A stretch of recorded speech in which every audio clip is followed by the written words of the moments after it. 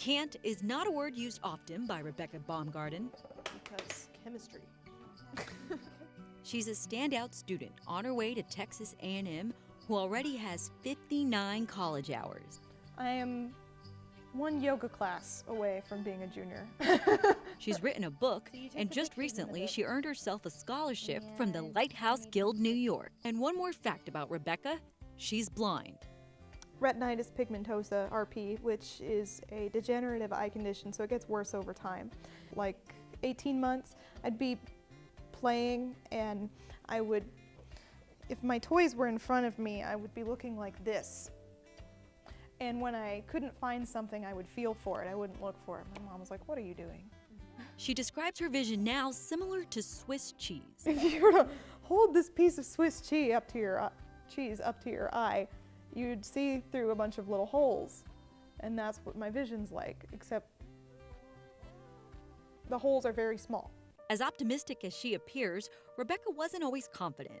It was her teacher, Rebecca Killian Smith, who turned that around. She was exactly what I needed. I did learn. I didn't want to use a cane.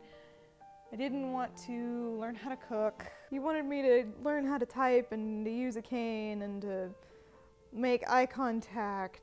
I was there during the hard times, and I was there during, the adjustment to blindness, and that's a big deal. Killian Smith left such a positive mark on Rebecca's life that she chose her to write about for the $10,000 scholarship.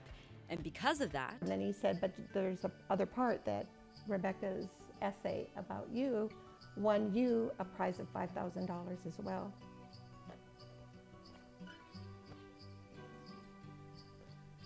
Sorry, I told him, I said, it's probably because she's such a good writer.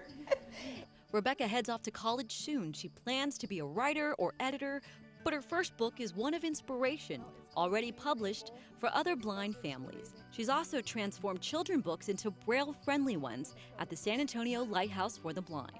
The director told me that she said some blind kids come back and check these same books out over and over again, that they really love them. Rebecca plans to continue her path to success with plenty of support from her family. One of the most important parts of learning to feel like you can do things is if your parents raise you to feel like you can do things. She also embraces differences and hopes others can do the same. Do I want to be different and successful, or different and unsuccessful? I'm glad if anything I did, was helpful in making her the person that she is now. For SA Live, I'm Jen Tobias Strusky.